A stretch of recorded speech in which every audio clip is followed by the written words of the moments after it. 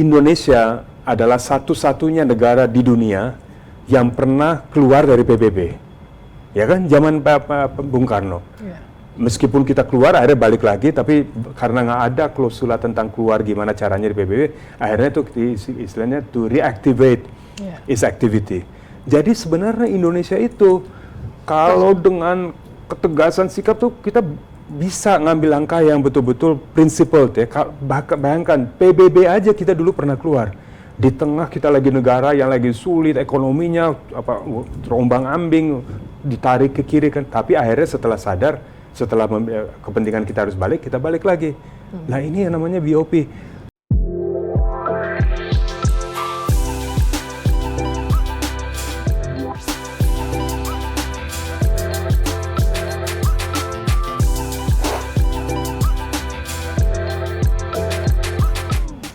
Hai Sobat Milenial and Gen Z, apa kabarnya? Mudah-mudahan kalian yang sedang menjalankan ibadah puasa di bulan Ramadan tetap segar, tetap sehat, tetap bersemangat. Dan ketemu lagi dengan saya di program Real Talk with Uni Lubis. Lah, ini saya akhirnya bisa mendatangkan narasumber yang lagi banyak dibicarakan di media sosial oleh netizen-netizen.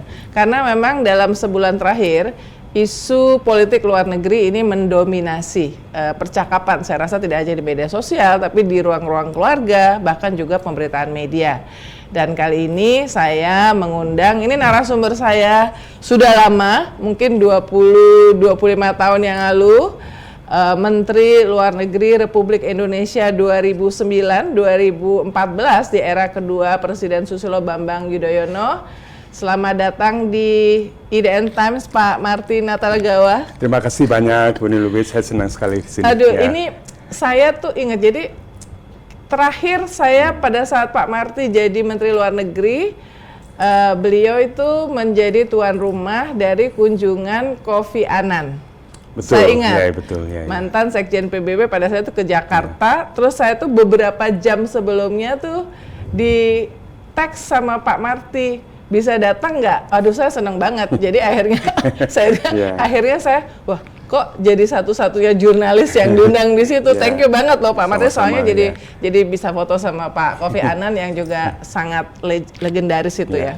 Nah teman-teman, Pak Marty ini, tapi pertama nih banyak sekali yang ingin saya tekan, dan tadi ada titipan pertanyaan dari netizen.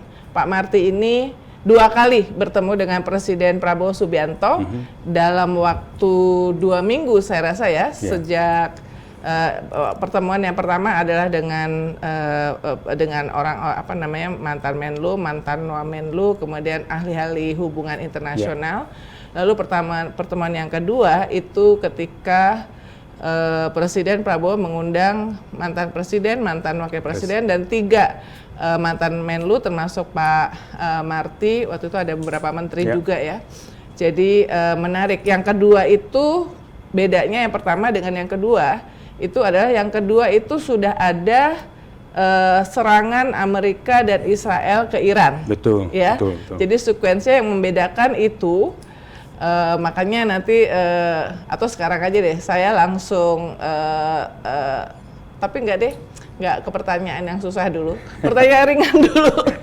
Pak Marty sesudah, karena ternyata tadi kita ngobrol Pak Marty itu waktunya sibuk banget, jadi saya dapat waktu untuk siang ini aja di tengah-tengah kesibukan Pak Marty. Jadi apa kesibukan Pak Marty sesudah? Sebenarnya lebih menikmati jeda kegiatan dalam arti kata sudah memasuki masa pensiun, karena saya mengambil pensiun dini sebagai pegawai negeri pada saat itu.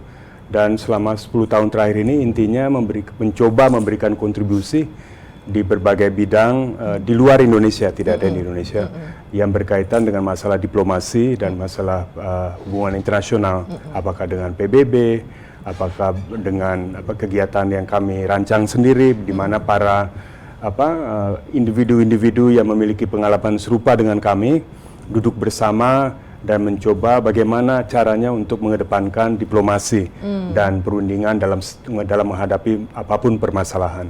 Tapi di samping itu juga mencoba memperluas wawasan, karena salah satu risiko yang kita hadapi dewasa ini adalah kan silo mentality. Yeah. Kita menjadi sangat comfortable dan sangat mendalami apa yang kita sukai.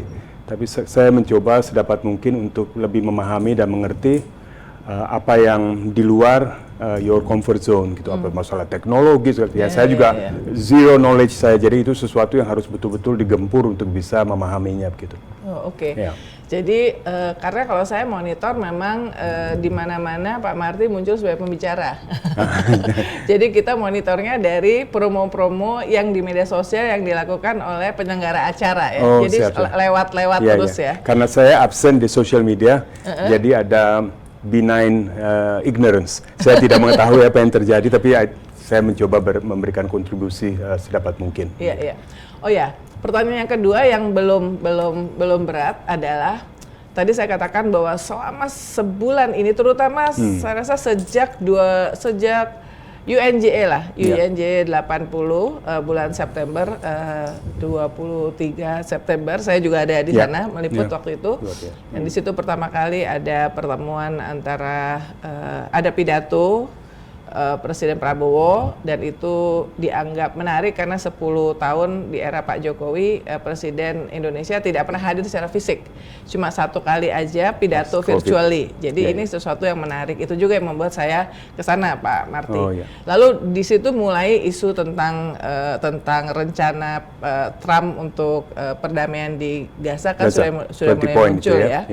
Nah terus kemudian sampai sekarang itu orang itu jadi, anak muda ini jadi memperhatikan soal diplomasi luar negeri. Isu yang selama ini mungkin bukan isu mainstream di kalangan pembicara netizen. Nah jadi orang misalnya jadi pengen tahu, dan mereka tuh jadi melihat, oh seorang diplomat tuh harus kayak gini, bicaranya harus seperti ini, pilihan kata-kata diksinya harus seperti ini. Jadi terus mereka banding-bandingin juga antar menteri luar negeri kan. Tapi Pak Marty, saya mau tanya, dulu Pak Marty itu masuk ke pengen jadi diplomat itu kenapa? Dari kecil saya mau jadi diplomat. Oh gitu. Dari usia 9 tahun, 10 tahun, hobi saya adalah clipping koran, berita-berita internasional. Jadi kalau bagi kami, memang dari awal cita-citanya adalah menjadi, saya tidak mengetahui istilah diplomat, tapi ingin bisa mewakili negara Indonesia di forum internasional. Jadi that was my passion and my privilege, dan betul-betul merasa sangat bersyukur bisa tercapai apa yang dicita-citakan. Tapi terutama untuk mencoba antara aspirasi dan cita-cita pribadi dan kepentingan luas bisa disinergikan kan, jadi betul-betul sama. Jadi itu yang dari dulu ingin mewakili Indonesia. Waktu saya di sekolah, pertama kali masuk sekolah di Inggris, di sebuah boarding school, bahasa Inggris saya juga sangat barely bisa bicara bahasa Inggris, juga nggak bisa. Tapi kan SMP udah di Singapura kan? SMP tapi Singapura hanya belajar beberapa bulan. Pas sampai ke Inggris itu bahasa Inggrisnya sangat masih minim. Tapi yang saya selalu lakukan kalau ke perpustakaan adalah melihat di bagian reference-nya, indeksnya, ada mengenai Indonesia nggak di situ. Dan saya lihat, dan saya perhatikan, dan bahkan kadang-kadang saya hafalin, sehingga ketika orang menanyakan, Anda dari mana? Dari Indonesia, saya bilang. Terus dia bilang, oh, do people still live on the tree? Masih, kan biasa kan orang-orang zaman dulu kan sangat politically incorrect ya. Saya bilang enggak, Indonesia adalah apapun yang saya baca itu saya ungkapkan. Tapi akhirnya itu saya merasa senang untuk mencoba berbicara atas nama Indonesia lah, menjelaskan dan situasi, dan ya menjadi suatu calling dan profesi itu yang saya betul-betul saya anggap diplomasi itu profesi yang sangat mulia in my view ya, karena misinya adalah mempertemukan, menjembatani, dan di dunia sekarang sangat dibutuhkan ya.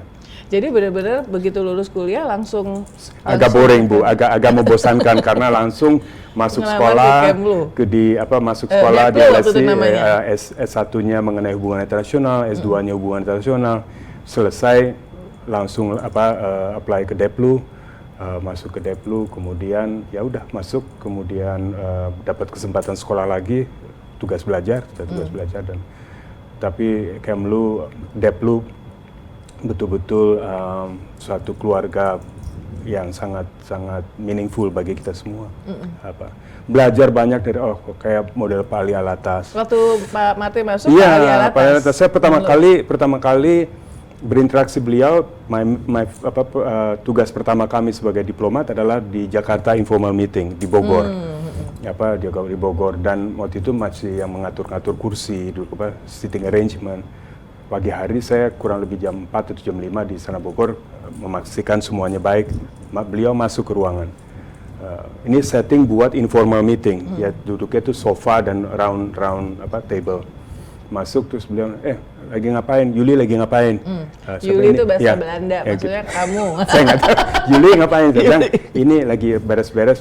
Oke, silakan ya terusin. Terus beliau nanya, Yuli tahu nggak kenapa kursinya ini bundar, mejanya bundar, kursinya sofa, dan tidak ada nama-nama nameplate. Saya harus cepat berpikir kenapa nih. Saya bilang, menurut hemat saya, Pak, kan imagine saya baru masuk Deplu, langsung ketemu dengan seorang menteri luar negeri, rasanya kan udah betul-betul luar biasa. Itu saya bilang, ini karena mungkin bundar Pak, karena ini informal meeting, sehingga tidak ada presiden siapa yang di ujung meja, dan tidak ada nameplate, tidak ada mic.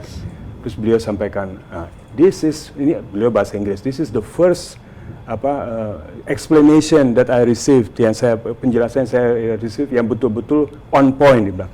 Udah gitu ya udah, tadinya tugasnya hanya sebagai ngotor, kami diminta untuk menjadi pencatat, dan the rest is just a process of constant learning. Beliau itu pada atas, Bu, I'm sure you know him as well.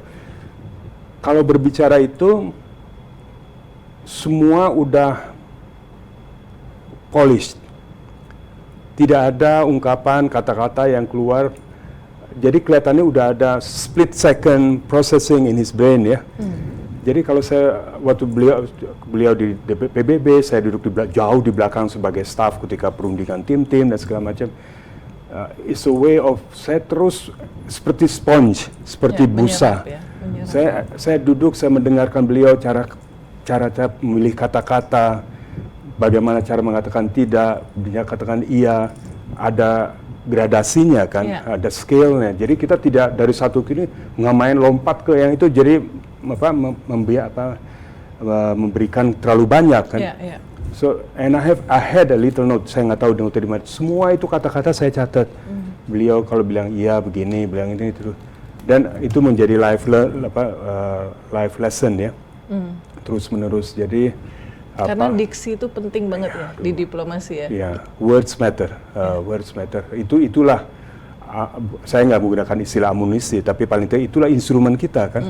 Karena kita bisa memiliki banyak pemikiran, hasrat, tekad, niat, tapi kan akhir ujung-ujungnya harus di atas kertas. Dan kadang-kadang antara diplomat yang cakap dan yang average, kalau tingkat pertamanya masih bisa karena hanya membaca prepared statement kan, pernyataan yang sudah disiapkan, baca jebrek. Tapi setelah itu kan baru semuanya sudah settle, baru perundingan. Nah ini kalau kita nggak siap dengan kosakata yang baik, yang lengkap, yang pas, wah itu bisa akhirnya terpinggirkan, akhirnya itu hanya mengiyakan apa yang. Tapi yang pasti adalah we have to have a script, apapun situasi dan kondisinya, kita harus mengetahui kita tuh di sana mau ngapain gitu. Karena paling bahaya adalah acquiescence, soalnya kita di sana nggak mempengaruhi prosesnya, tapi terbawa oleh apapun yang putusannya. Itu yang paling membahayakan bagi seorang diplomat saya kira. To be in the room or to be around at the table without knowing why you are there for. Kalau enggak nanti kita yang kena bayar billnya.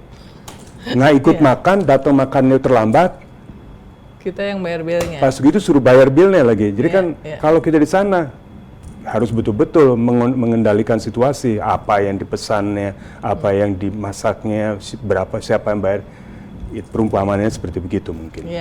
Dan tadi dari sangat muda remaja sudah berusaha untuk menjadi jubir tentang Indonesia.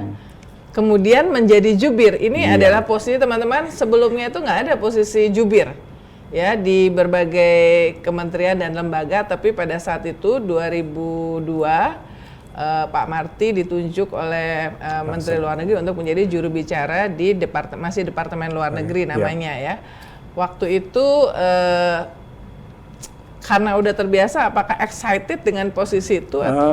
Bukan excited, tapi merasakan the weight, beban dari tanggung jawab. Karena pertama saya merasa sangat bersyukur bahwasanya Menteri Luar Negeri pada saat itu Bapak Hassan Wirayuda memiliki confidence, ya, memiliki kepercayaan untuk bagi kami untuk bisa memikul tanggung jawab itu. Tapi misi utama kami pada saat itu adalah memastikan message-nya, pesannya yang tersalurkan, bukan diri kita. Diri kitanya itu harus invincible, tidak terlihat bahkan. Karena message-nya, jadi jangan menjadi seorang yang distract. Jadi message yang kita sampaikan, dan karena pada saat itu kan belum ada semacam infrastruktur, information gathering, jadi semuanya sangat analog dan hari demi hari harus mengumpulkan informasi dan bukan hanya informasi tapi actionable saran untuk tindak lanjut sikap kita. Tapi dengan Bapak Hassan Wirayuda pada saat itu, Bapak Presiden Pak SBY, the best of times, karena betul-betul Pak SBY kemudian juga sangat concern terhadap international issue, ya. Iya, betul kan beliau. Dan beliau itu Pak SBY, apakah ketika kami masih sebagai Watap di New York, Dubes di New York, dan kemudian sebagai menteri, beliau itu yang kami rasakan sangat memahami bahwa ada beberapa isu yang silakan yang menekuninya 24 jam 7 hari seminggu to tackle it. Artinya jadi betul-betul, jadi beliau sangat terbuka untuk professional advice. Ketika misalnya waktu itu ada voting mengenai masalah Iran, waktu itu pada saat saya masih dubes di PBB, PTRI. Iya, PTRI, yang apakah sikap kita gimana nih mengenai penambahan sanksi kalau nggak salah. Pak Menlu, saya koordinasi dengan Pak Menlu, komunikasi terus menerus. Tapi ujung-ujungnya saya bilang, Pak Menlu, Pak Hasan, mohon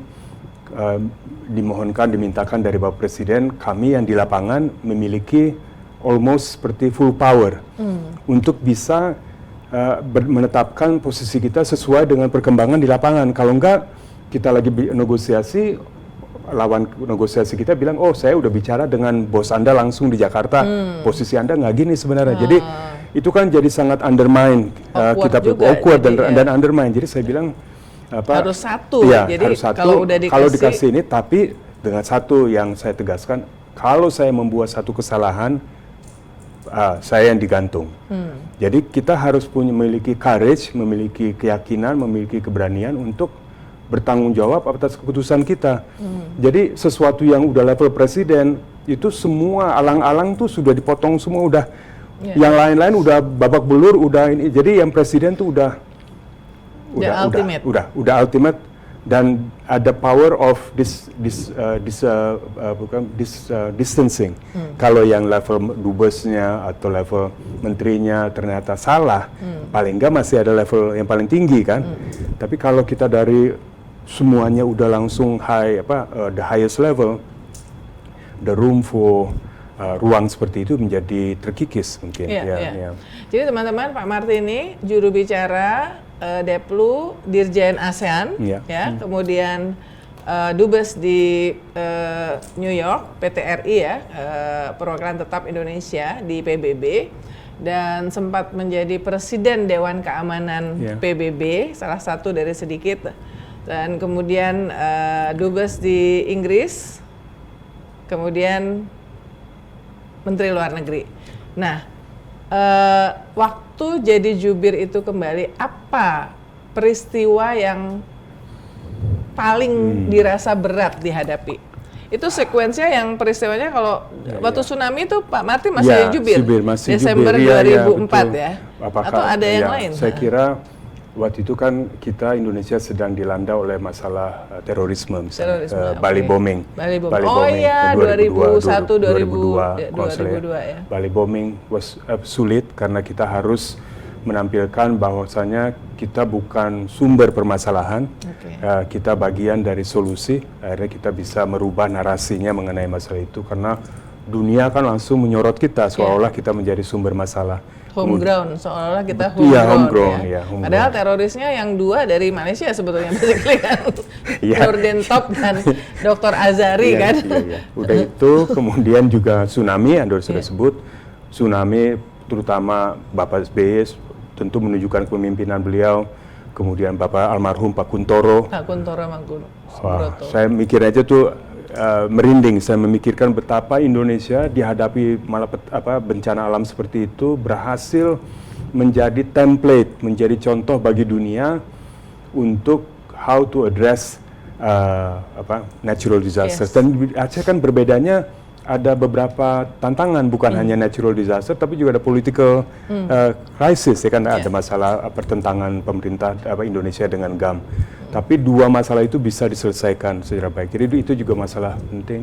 Ada masalah-masalah kecil, masalah-masalah lainnya seperti kasus penyanderaan teman kita pada saat itu Ibu Mutia Hafid ya di Irak dan seterusnya. Banyak masalah-masalah, tapi syukur alhamdulillah sedikit demi sedikit bisa diatasi. Waktu perjanjian damai antara Indonesia dengan GAM itu Pak Marty itu jadi tahun berapa ya? Jadi 2000 di eranya Presiden Pak SBY sudah. Waktu saat itu mungkin saya sedang di Inggris, di luar negeri kali ya, udah di luar negeri. Tapi ya banyak sekali mas. Sipadan Ligitan, susah, itu juga sulit. Ya masalah keputusan dari Mahkamah Internasional gitu. Ya, tapi itulah tadi Anda menyebut tentang betapa dalam waktu sebulan terakhir ini kurang lebih perhatian masyarakat terhadap masalah politik luar negeri meningkat luar biasa. Jadi ini sebenarnya satu menunjukkan kepedulian, menunjukkan satu aset bagi Indonesia kan. Biasanya tuh masalah luar negeri itu either a non factor, tidak menjadi perhatian, atau faktor pemersatu. Kalau lagi berantem, misalnya sepak bola antara Malaysia sama Indonesia. Iya, biasanya jadi pemersatu, tapi ya itulah perlu dikelola kali ya, dikelola ya. Nah ini jadi menarik Pak Marty. Jadi dalam konteks yang sekarang ya, saya membaca minggu yang lalu ya sebuah artikel kalau nggak salah di The Atlantic ya, bagaimana karena tadi Pak Marty menyinggung soal kepercayaan penuh, terutama di era Pak SBY kepada siapa yang memang mengurusi itu selama 24 jam 7 hari dalam seminggu, which is diplomat ya. Jadi di sana di era Trump itu dikatakan bahwa sebetulnya Foggy Bottom tempat stasiun ininya, subway-nya, nah, itu hampir tidak ada, semuanya diputuskan oleh circle kecilnya Trump. Yang kita tahu bahwa makin kelihatan terutama dalam konteks belakangan itu adalah Jared Kushner, mantunya Steve Witkoff, pengusaha real estate dari Miami, kemudian Marco Rubio, Menteri Luar Negeri, tapi nggak melibatkan State Department ya. Nah itu masyarakat di Indonesia juga ada yang mulai berpikir melihat bahwa Presiden Prabowo ini kan menunjukkan ke passion yang luar biasa untuk ikut serta langsung memimpin politik luar negeri, diplomasi luar negeri, sehingga waktu saya wawancara di sini tahun lalu Pak Hasan Wahida mengatakan Presiden Prabowo ini foreign policy president, sedemikian sehingga kok ada analisa hampir sama nih situasinya bahwa Kementerian Luar Negeri diplomat tidak terlalu terlibat, termasuk dubes-dubes di negara tidak terlalu terlibat dalam perumusan kebijakan luar negeri, termasuk misalnya keikutsertaan Indonesia di BOP, tarif juga, segala yang perjanjian tarif. Gimana Pak Marty melihatnya?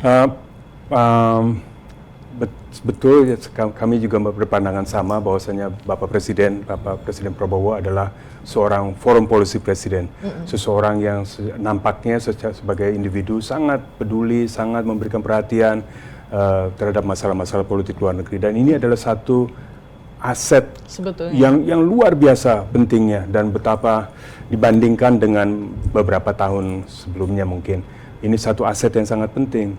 Tinggal bagaimana menurut hemat kami Dan itu adalah saya kira benar demikian, karena seorang presiden adalah semacam chief diplomat, ya kan, chief diplomat dari sebuah negara. Tapi tinggal bagaimana sistem the Kemlu misalnya betul-betul can catch up atau keep up dengan kepedulian ini. Bapak Presiden SBY pun tadi saya sampaikan adalah seorang yang sangat paham, sangat mengerti, sangat paham dengan masalah luar negeri. Tapi kita semua di Kemlu pada saat itu we make the case, kita meraih peranan itu dengan membuktikan bahwa memang kita bisa memberikan professional advice yang tepat sasaran, yang actionable, dan tapi itu kan satu proses yang harus terus-menerus. Mungkin ya teman-teman di Kemlu ini satu kita bisa melihat ini apakah gelas setengah kosong atau setengah penuh. Kalau saya melihatnya sebagai sesuatu setengah penuh, dalam arti kata sebenarnya ini adalah aset yang luar biasa. Ada seorang presiden, kepala negara, kepala pemerintahan yang sangat peduli masalah luar negeri.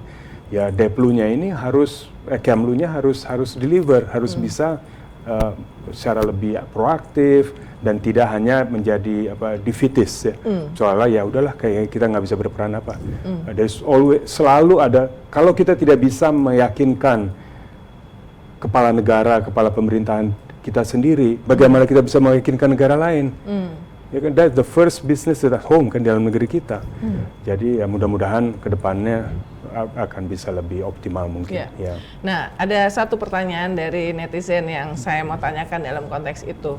Ada yang bertanya, kalau misalnya Pak Marty sekarang jadi Menteri Luar Negeri, apakah Pak Marty akan menyarankan Indonesia untuk join Board of Peace? Pertama, saya tidak melakukan atau menekuni hypothetical answer. Saya bukan Menteri Luar Negeri, tapi iya atau bukan, kalau saya sebagai Marty Natalegawa, saya tidak akan menyarankan bergabung dengan Board of Peace. Why? Karena ya kita bisa melihat Board of Peace dari beberapa sisi.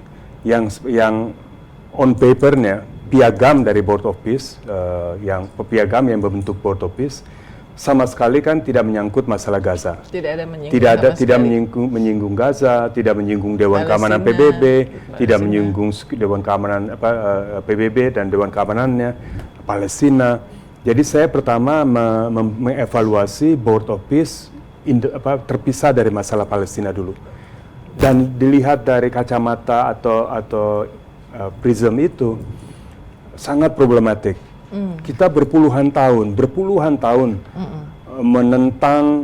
menolak kekuatan veto dari negara-negara P5, Permanent Five di Dewan Keamanan PBB. Terus sekarang si piagam dari Board of Peace ini memberikan wewenang yang sifatnya seperti supranational terhadap satu sosok, Donald J. Trump. Yang bisa menentukan siapa anggotanya, bisa menentukan kapan keanggotaan suatu negara selesai, menentukan agendanya, menentukan badan-badan subsidiarnya.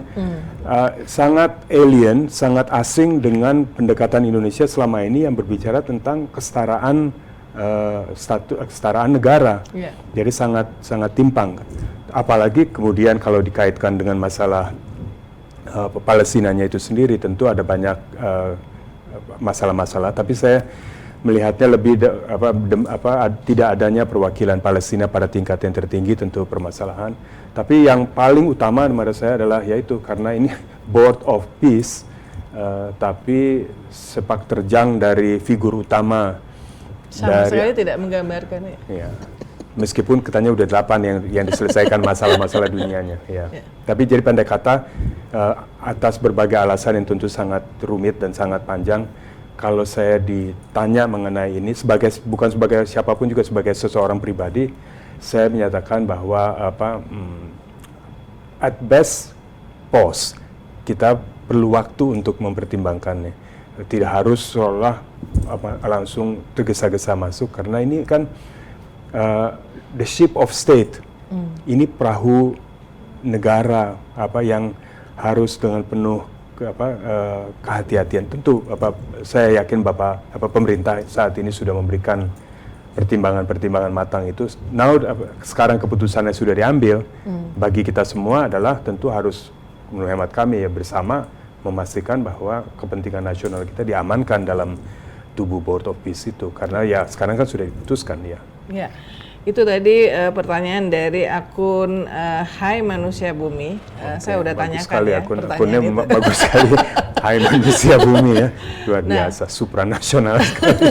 Ya.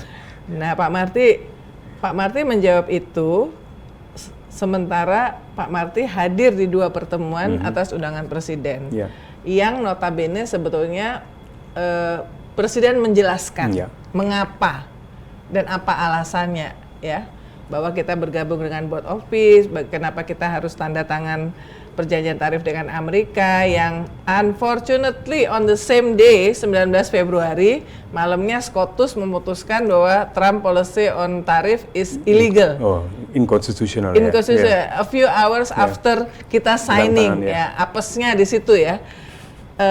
Tergantung dari perspektif kita, apes atau enggak apa. Jadi maksudnya banyak juga yang mengatakan harusnya kalau kita menunda 1 hari aja gitu, jadi nggak perlu gitu. Tapi kata pemerintah berkali-kali termasuk Pak Menko Airlangga katanya kita justru harus bersyukur kita punya hal-hal yang udah di seal, deal, jadi tidak bisa ini. Jadi pemerintah juga meyakinkan. Nah, dari yang pertama dulu deh, Pak Marty merasa penjelasan Presiden itu memuaskan nggak tentang mengapa kita masuk Board of Peace?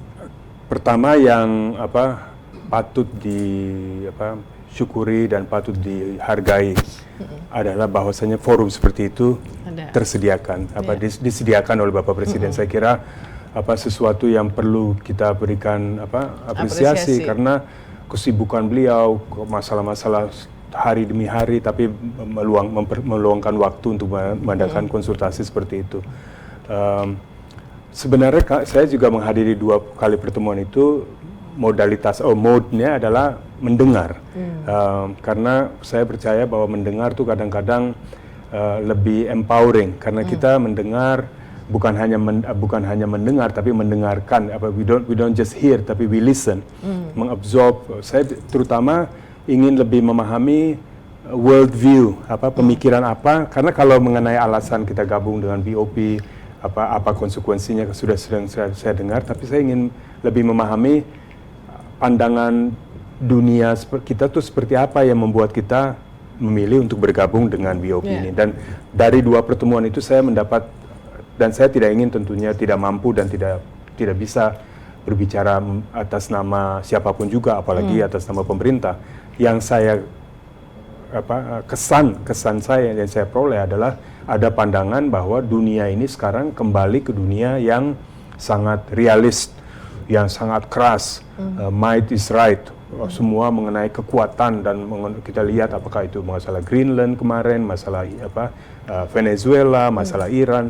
Jadi bagaimana menavigasi situasi dunia yang penuh ancaman ini, dan menurut pemerintah saat ini jawabannya adalah bergabung dengan BOP dan bergabung dengan menandatangani trade agreement. Itu jadi yang saya ingin lebih memahami adalah world view-nya, bahwa ini dunia yang unfair, dunia yang keras, yang might is right, bersaing, dan kita harus mencoba mengamankan kepentingan nasional kita. Dan saya kira kita semua yang duduk di sana yang pernah juga melakukan policy making sangat memahami bahwa betapa sulit mengamankan kepentingan nasional Indonesia itu. Tapi kemudian dijelaskan tentang BOP. Kalau BOP saya sendiri dalam pertemuan itu saya sudah menyampaikan secara dengan penuh rasa hormat, dan pertama saya sampaikan bahwa saya tidak memiliki semua informasi yang Bapak dan Ibu yang di pemerintah miliki.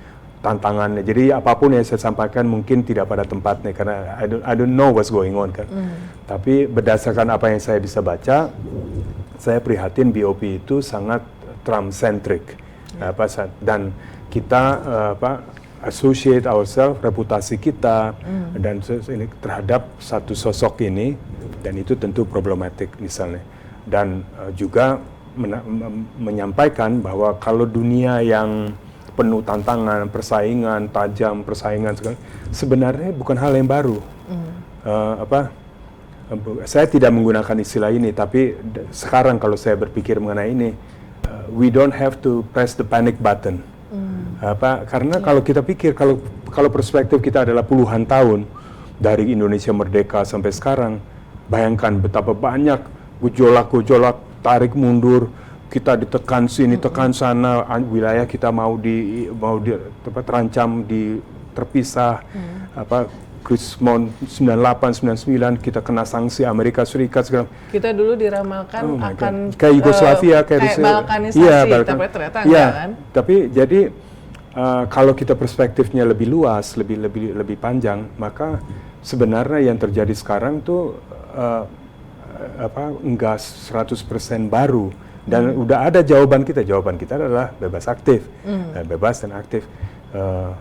Nah ini yang saya nggak tahu berbeda atau enggak, tapi penekanan kami bebas aktif itu bukan berarti semata non-blok, bukan berarti semata tidak memilih, karena itu jadi netral. Bebas aktif bukan not neutral. Kalau neutral tuh yang penting kita duduk manis di tengah, nggak terlalu dekat sana, nggak terlalu dekat sana, nggak terlalu dekat sana, yang penting kita di tengah. Tapi kalau kita begitu, we lose our voice, karena kita tidak ingin menyakitkan perasaan atau negara A, B, dan C.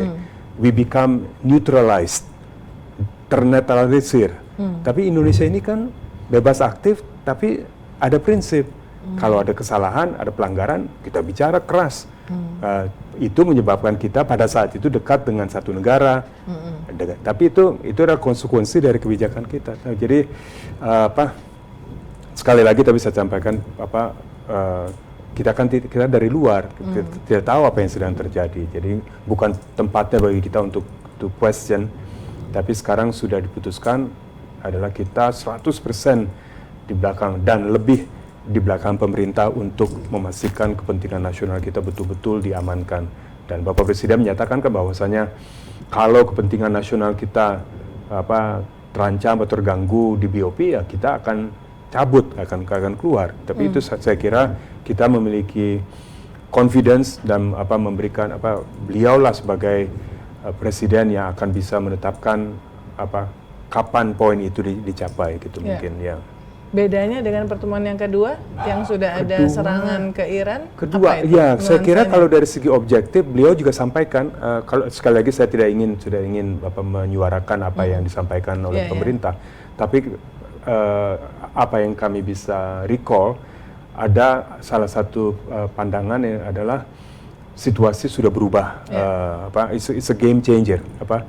Situasi 2 minggu yang lalu ketika semua bicara BOP Gaza dengan berbagai ceasefire segala macam, 2 minggu setelahnya serangan Amerika Serikat dan Israel terhadap Iran retaliasi kemana-mana, change the entire equation. Benar. Jadi salah satu yang disampaikan dalam pertemuan itu adalah, termasuk dari kami adalah apakah hal ini membuat kita harus recalibrate. Dan saya kira juga telah disampaikan oleh pemerintah, oleh siapa saya nggak ingat, mengenai partisipasi kita dalam ISF.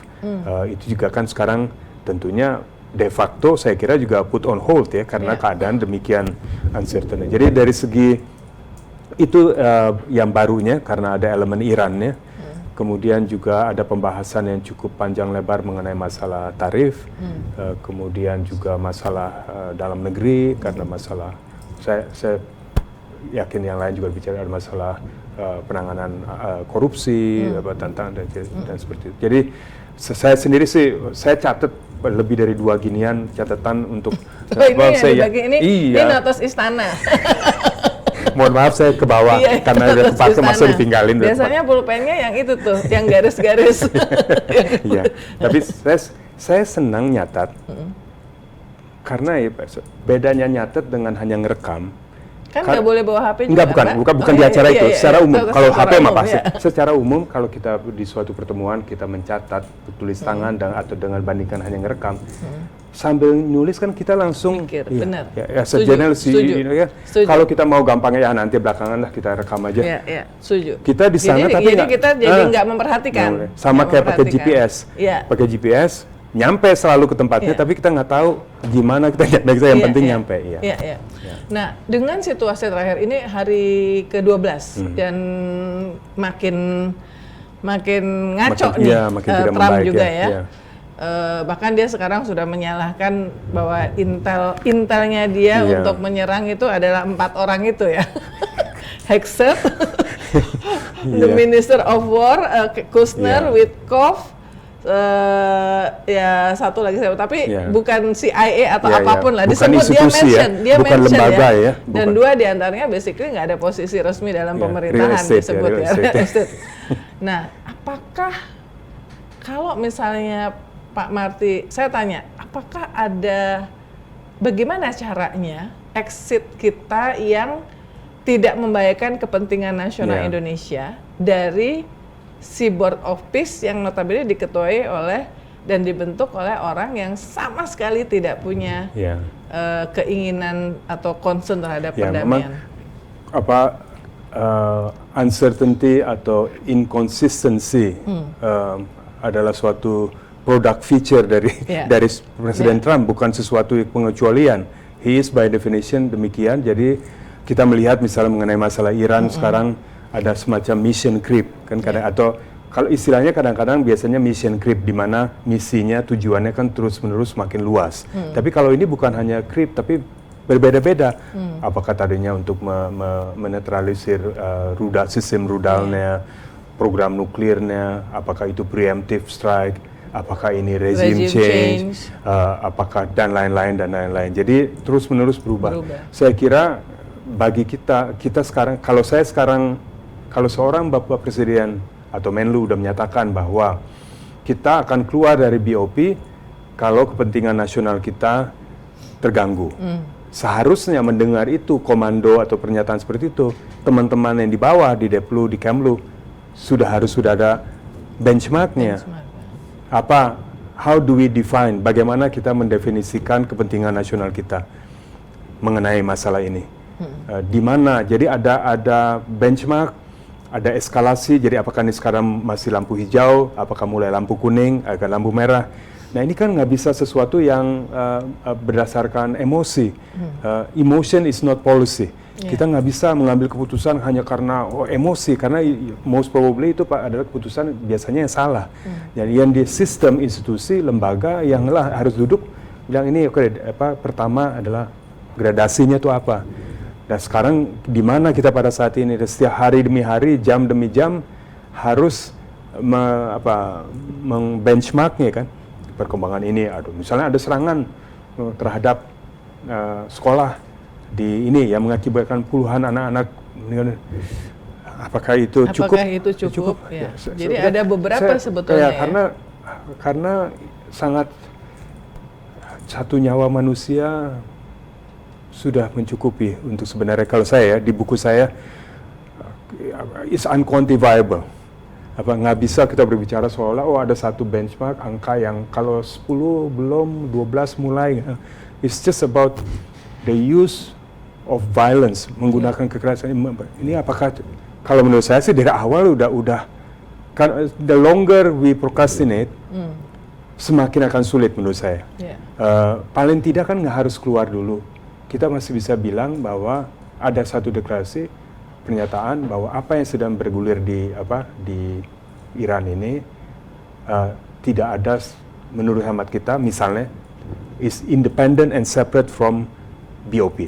Itu aja udah menjaga jarak.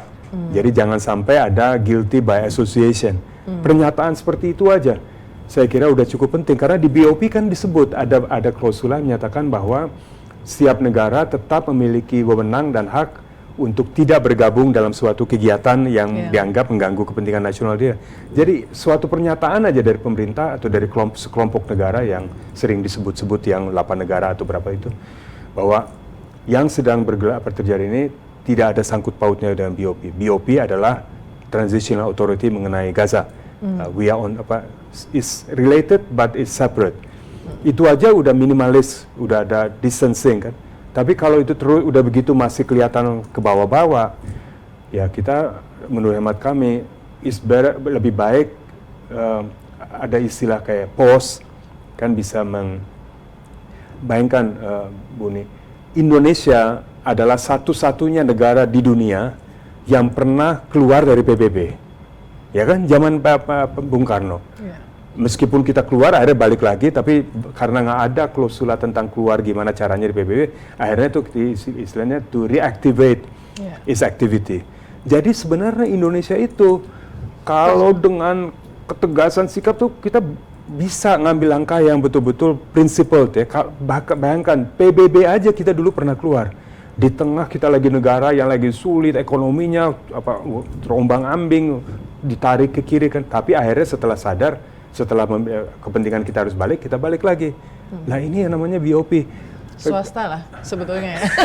paling enggak kita bisa bilang jaga jarak. Yang terjadi sekarang ini tidak ada sangkut paut ada BOP. Kedua, kalau itu nggak berhasil, kedua adalah kita pause. We pause, kita jeda kegiatan kita di BOP pending resolution dari ini. Yang ketiga tuh paling ekstrim adalah keluar. Tapi kalau itu dianggap terlalu ekstrim dan bisa mengakibatkan gejolak-gejolak lain dengan negara-negara lain, ya udah mungkin yang pause the idea of kan Kemlu menggunakan istilah on hold. On hold. Yang untuk yang BOP, apakah itu cukup? Iya, on hold. Karena sekarang semuanya fokus ya, tergantung on hold ini tuh on hold menggambarkan kegiatan BOP-nya. Kegiatan BOP-nya. Ya, itu kan beda. Kalau on hold kegiatan BOP, ya tentu. Ya, tapi ini sikap kita. Ini kan sikap kita. Sikap kitanya nih gimana? Jadi kita jangan trying to find safety in numbers gitu. Kita kadang-kadang we have to stand up and be counted. Kita harus berdiri dan menjalankan ini pandangan Indonesia. Dan akan semua ngerti kok. Presiden Trump aja bicara tentang America first. Kan kita bukan BOP first. Indonesia ya Indonesia dulu. Apalagi ya itulah. Tapi ada sebenarnya di diplomasi itu opsi-opsi tadi itu apa kepentingan nasional kita dan setiap benchmark itu dilampaui. Ada beberapa gradasi atau langkah-langkah yang sifatnya step by step. Nggak harus dari A, nggak harus 100% in atau 100% out. Teman-teman di Keplu ini harus bicara tentang 2 sampai 99 ini supaya memberikan opsi ke pemerintah, kepada presiden nih. Apakah benar pilihan kita tuh hanya 100% di dalam, yang penting terima semuanya, atau 100% di luar? Someone should be putting their thinking cap on, topi untuk mikir, yang antara 2 sampai 99 itu apa, supaya memberikan amunisi dan opsi kepada Bapak Presiden. Ya. Kalau menurut Pak Marty dengan melihat Trump apa segala macam, bagaimana dia bersikap terhadap negara-negara lain yang quote unquote tidak mengikuti dia ya, Macron nggak ngikutin, McCartney nggak ngikutin, Starmer UK semuanya, apalagi Starmer Spanyol, juga yang very firm very firm from the beginning. Kalau misalnya kita sekarang keluar, misalnya kita keluar dari BOP itu semarah apa dan apa dampaknya buat Indonesia? Konsekuensinya apa? Yang marah siapa? Ya, maksudnya Trumpnya. Oh iya, tapi kan saya sampaikan emotion is not policy. Ya, tapi kan ini nggak berlaku buat Trump. Tapi ya, dalam diplomasi kan ada istilah disagree, we can disagree without being disagreeable, atau agree to disagree. Kalau kita exit kira-kira apa reaksi dari Trump? Sekali lagi kan nggak harus langsung exit, ada gradasinya, ada beberapa. Yang penting penjelasan saya kira bisa didahului oleh penjelasan yang baik, bahwa jangan sampai seolah caught by surprise ya, suatu keputusan yang sifatnya mendadak. Tapi kalau udah ada komunikasi antara pemerintah Indonesia dan Amerika Serikat, ini kepedulian kita, benchmark bagi kita, dan opsi-opsi bagi kita, saya kira, dan apalagi kalau kita merujuk ke piagam dari BOP-nya sendiri yang membolehkan ya kan langkah-langkah. Jadi sebenarnya masalah komunikasi, saya kira masalah komunikasi. Dan saya rasa reaksi dari publik Indonesia yang juga harus dipikirkan oleh Presiden Prabowo, kemudian masukan-masukan dari prominent people. Saya juga mengenai masyarakat, salah satu ciri dari kepemimpinan adalah tentu the courage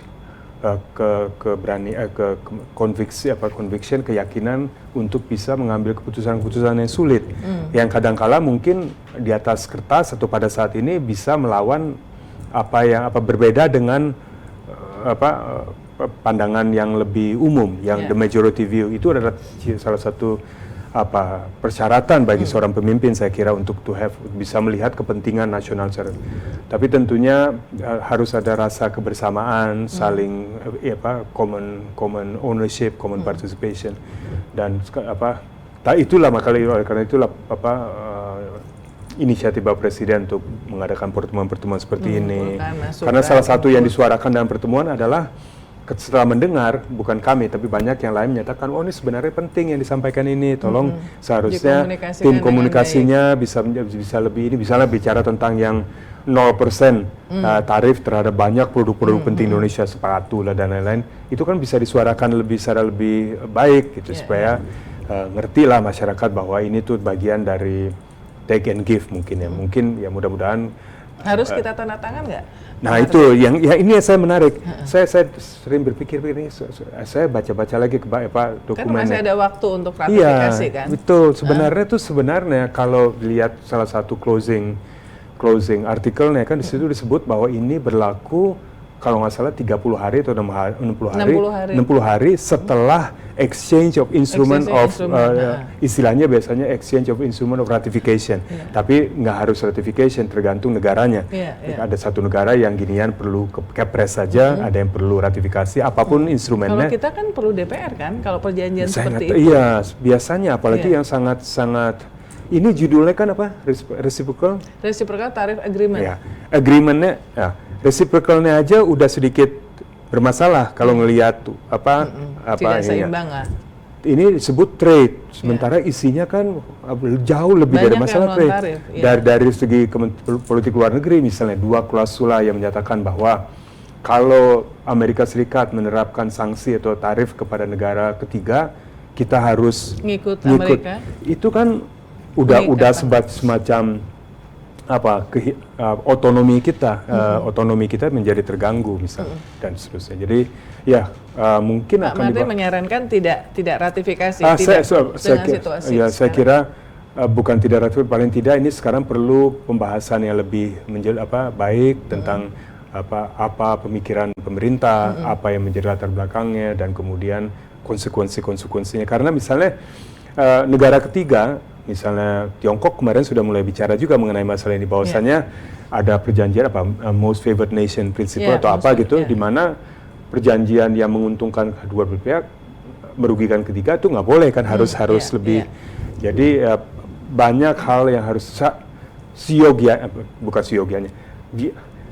Saya nggak tahu apakah biasanya, apakah siogianya, apapun istilahnya, proses ini kan predate penandatanganan biasanya sebelumnya, tapi saya nggak tahu. Tapi lebih baik paling tidak masih ada waktu untuk bisa evaluasi sebelum apakah ini diratifikasi atau tidak. Tapi kan ini para wakil rakyat akan menetapkan, kita kan hanya gini-gini aja sambil saya kan dari luar menikmati masa pensiun aja melihat dari luar. Tapi Pak Marty udah dengar langsung dari Presiden paling nggak 2 kali ya. 2 pertanyaan terakhir Pak, soal Palestina. Jadi ini juga menjadi banyak diskusi di ini soal, karena di BOP itu di 20 plan Trump itu kan memang menyebut Palestina pathway ya.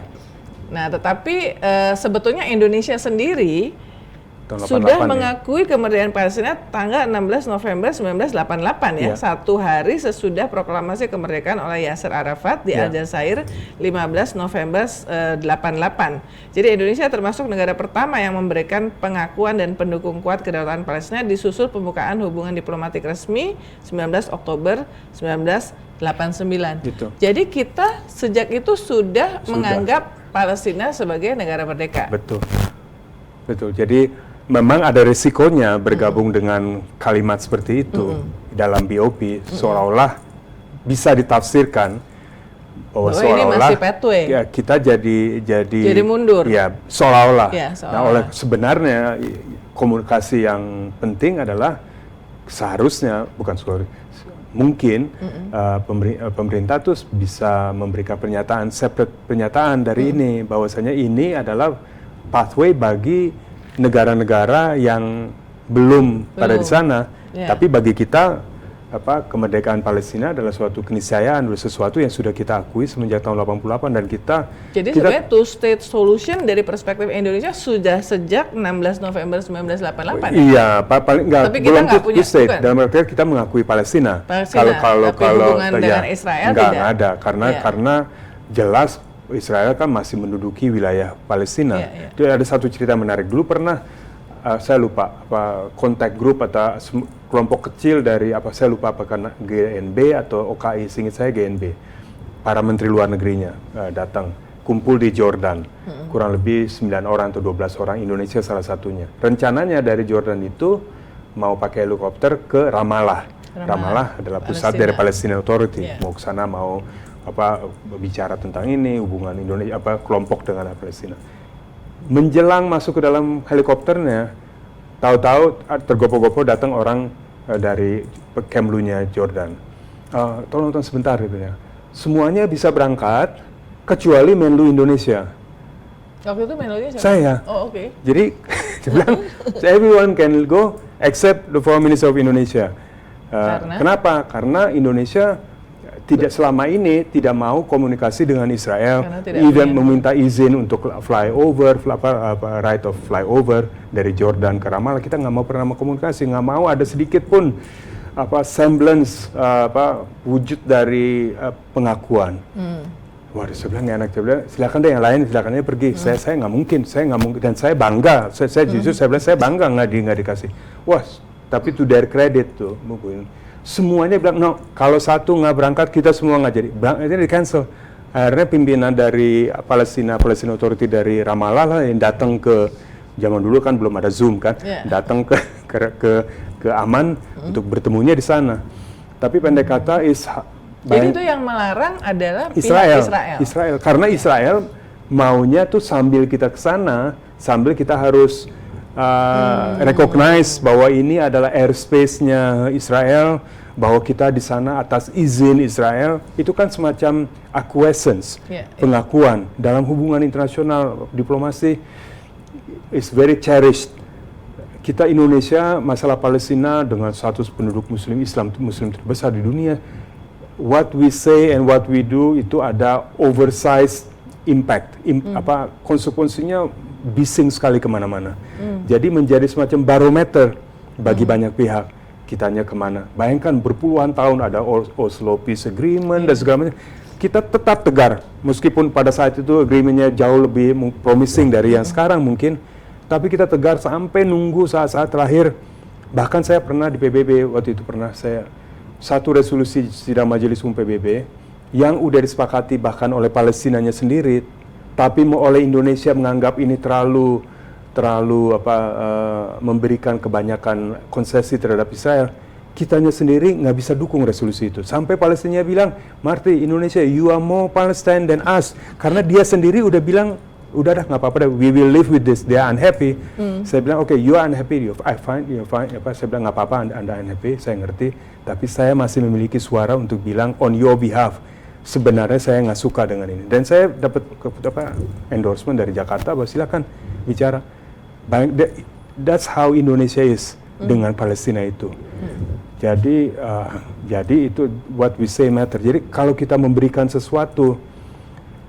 sesuatunya itu tidak bisa vis-a-vis masalah yang transaksional material. Apakah tarif sekian persen atau sekian persen. Menurut saya itu agak terlalu mekanis and numerical. Dan sebenarnya di RTA tuh nggak cuma tarif, yang non tarifnya juga, big question. In any case, termasuk yang tadi disebut Pak Marty yang itu tuh, yang kalau dia ada. Dan sebenarnya tuh jangan sampai terperangkap dalam satu situasi asif dua masalah ini dikaitkan. Jadi kalau ada yang ngomong gitu, kita kadang-kadang harus belaga pilon, dia ngomong apa? Dia ngomong ini, kita bilang, there are ways, ada banyak cara dalam diplomasi itu untuk shut down satu pemikiran dengan kadang-kadang kesunyian, keheningan, silence is more powerful than words. Kalau ada orang yang mulai bisik-bisik, oh ini masalah tarif ini begini, tapi ya BOP juga gini. Belaga kita nggak ngerti dia ngomong apa. Tapi once kita masuk ke lorong seperti itu, udah tinggal tunggu masa waktunya. Seolah-olah kita ini dikaitkan dengan masalah itu. Yeah. Jadi ini masalah argometernya ini saya nggak mau gitu. Dan itu lead to my last question dari netizen juga. Dia ini melihat bahwa kok Indonesia ini mulai dari BOP, tarif, kemudian bahkan kita cukup lambat menyatakan bela sungkawa dengan gugurnya Ayatollah Khamenei, padahal dia adalah pemimpin dari negara berdaulat yang menjadi sahabat Indonesia sekian lama. Dan akhirnya sesudah pertemuan yang kedua, saya dengar Pak Alwi Shihab basically raise that. Kemudian habis itu besoknya Menlu kayaknya memanggil Dubes Iran di Jakarta dan menyampaikan surat bela sungkawa, dan itu dikritik dengan kenapa sih kok lewat surat gitu, kenapa nggak public statement.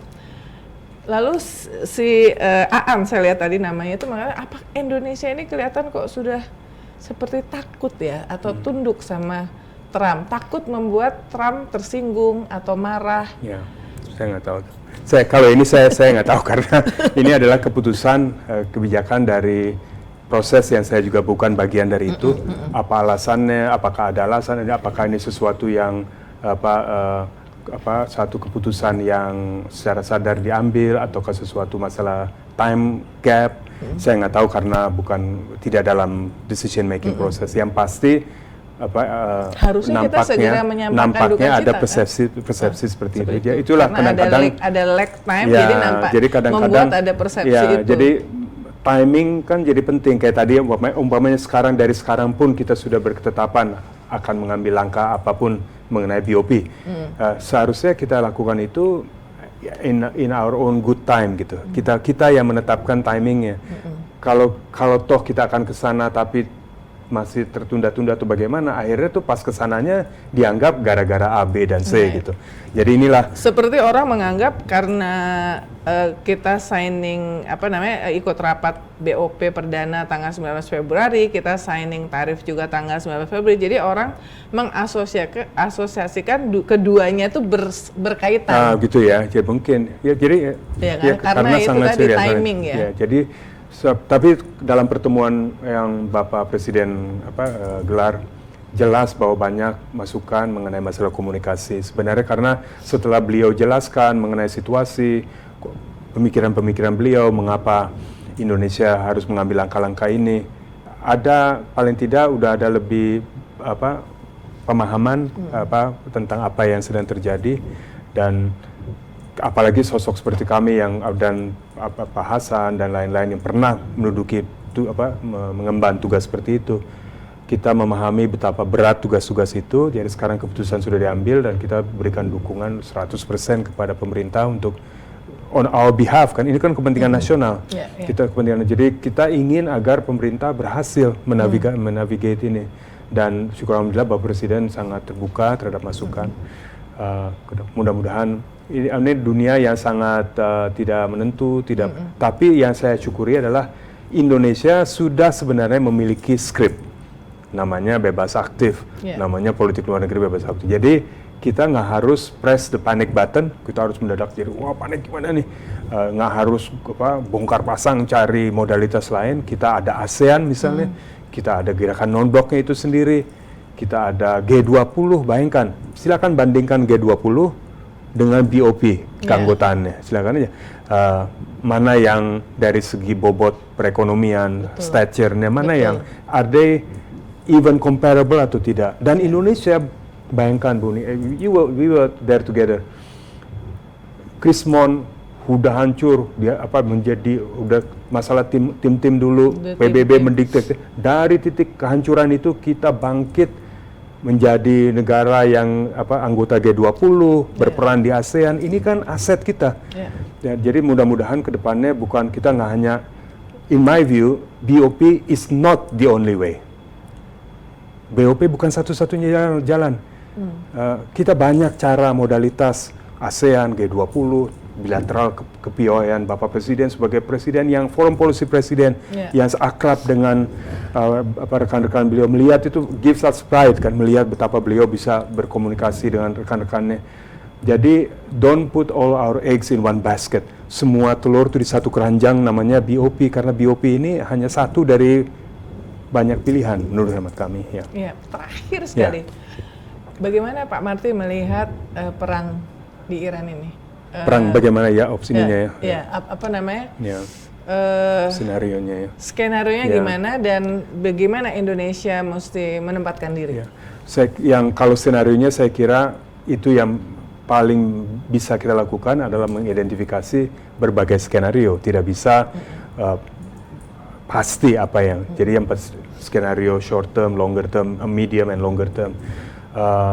Melihat bagi rakyat Iran, saya kira dua faktor yang menentukan adalah internal dynamics dari para negara-negara pelakunya ini. Internal dynamics di Iran, apakah konflik ini akan menjadi faktor pemersatu, terlepas dari perbedaan politik yang kemarin kan sebelum 3 minggu yang lalu ada demo kan, apakah sekarang mereka meninggalkan perbedaan politik demi karena negaranya dihantam negara ketiga, apakah itu atau masih ada elemen-elemen di Iran yang melihat ini sebagai peluang, apakah elemen dari civil society, apakah dari lembaga-lembaga di Irannya sendiri. Jadi yang pasti Iran itu kalau melihat perang Iran-Irak kemarin, pain threshold-nya kan sangat tinggi. Ini negara yang tahan banting. Apalagi ini kan negaranya sendiri yang diserang. Kalau dia berperangnya di Iceland atau di mana itu masalah. Ini kan wilayahnya dia. Coba, this is where you live. Kalau kita juga ini negara kita diserang kayak gitu pasti kan akan melawan kan. Bersatu melawan. Jadi dinamikanya internal Iran, internal Israel, seberapa jauh ini adalah purely Netanyahu project, karena dia juga ada masalah-masalah pribadi, kan? Jadi dan dia perlu. Trump juga punya masalah yang sangat-sangat berat ya, Epstein Files. Dan terutama kalau Trump di samping masalah pribadi seperti itu juga faktor ekonominya, karena kan Republikan yang pendukung Trump juga banyak yang sebenarnya ingin Amerika tidak ada adventurism di luar negeri kan. Tadi kan Trump promise no more war kan, mau kembali America first. Ini kan malah sebaliknya. Kalau harga minyak bumi, harga petrol station naik, inflasi naik, stock market turun, pasti akan mulai gusar juga. Jadi internal dynamics dari tiga negara itu saya kira menentukan.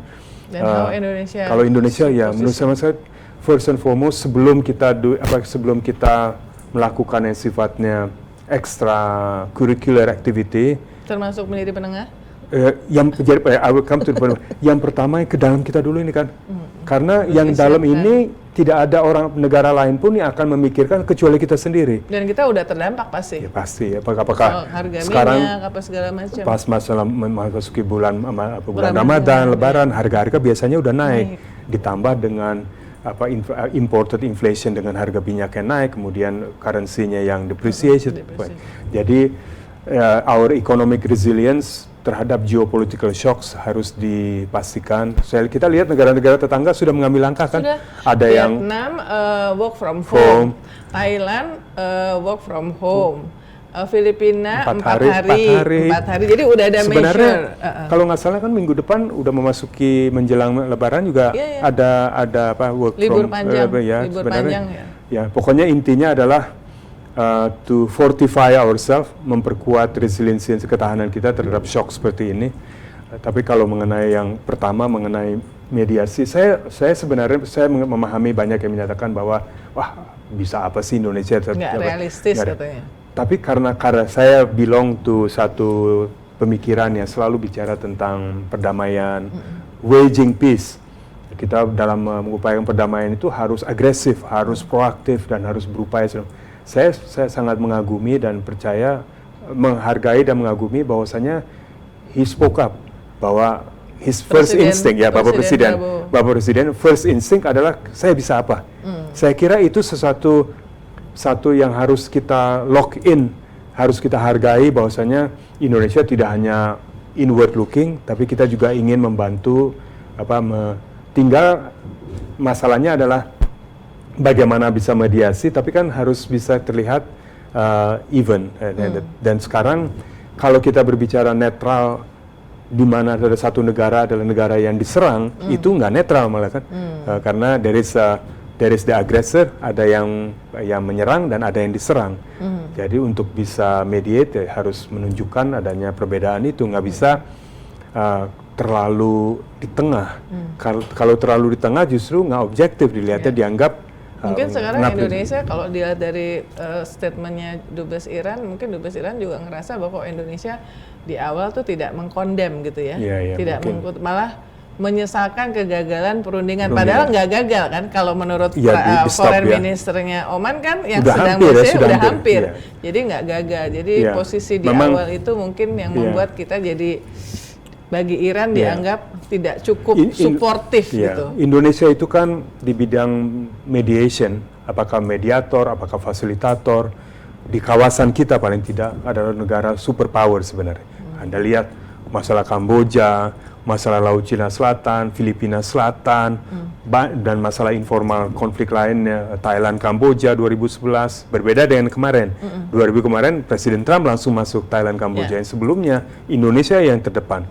Jadi we have a long tradition of memiliki tradisi panjang dalam mediasi. Tapi salah satu persyaratan utama adalah kedua belah pihak atau beberapa pihaknya semua menerima mediasi, nggak bisa dipaksakan kan. Mediasi itu sifatnya. Dan saya juga tidak terlalu percaya tentang konsep tidak ada kesetaraan. Karena untuk mediator kadang-kadang malah negara yang bukan negara kuat dalam kutipan yang tentaranya besar, tapi justru comfort level. Nah, bisa sebuah negara, misalnya Oman yang selama ini kan negara kecil kan, tapi dia dari dianggap menerima. Jadi bukan masalah harus sama kekuatannya, kekerasannya, tapi yang penting adalah diterima oleh apapun alasannya ya. Dan kita harus pandai-pandai. Tapi sekali lagi adalah kalau Bapak Presiden udah berbicara seperti itu, siogianya mesin diplomasi ini udah full speed nih, seharusnya udah full speed untuk bisa memperlancar visi seperti itu, mudah-mudahan. Wah, kayak kuliah diplomasi luar negeri selama 1 semester nih, banyak banget pertanyaan dari netizen, tapi rata-rata hampir sama ya, termasuk yang mungkin saya nggak tahu. Mau nggak kalau ditunjuk jadi, ada yang nanya, mau nggak kalau ditunjuk menggantikan Pak Sugiono, ada, tapi pasti Pak Marty nggak mau jawab ya. udah enjoy dengan ini masa pensiun yang masih sibuk. Pak Marty, terima kasih banget. Terima kasih banyak. Aduh, ini kayak catch up sudah sekian lama ya. Terima kasih sekali lagi dan Sobat Milenial Agency, itu tadi obrolan saya yang luar biasa, insightful, dan sangat timely dengan situasi. Jadi ada pencerahan dari apa yang disampaikan oleh seasoned diplomat Pak Marty Natalegawa. Sampai ketemu di Real Talk berikutnya.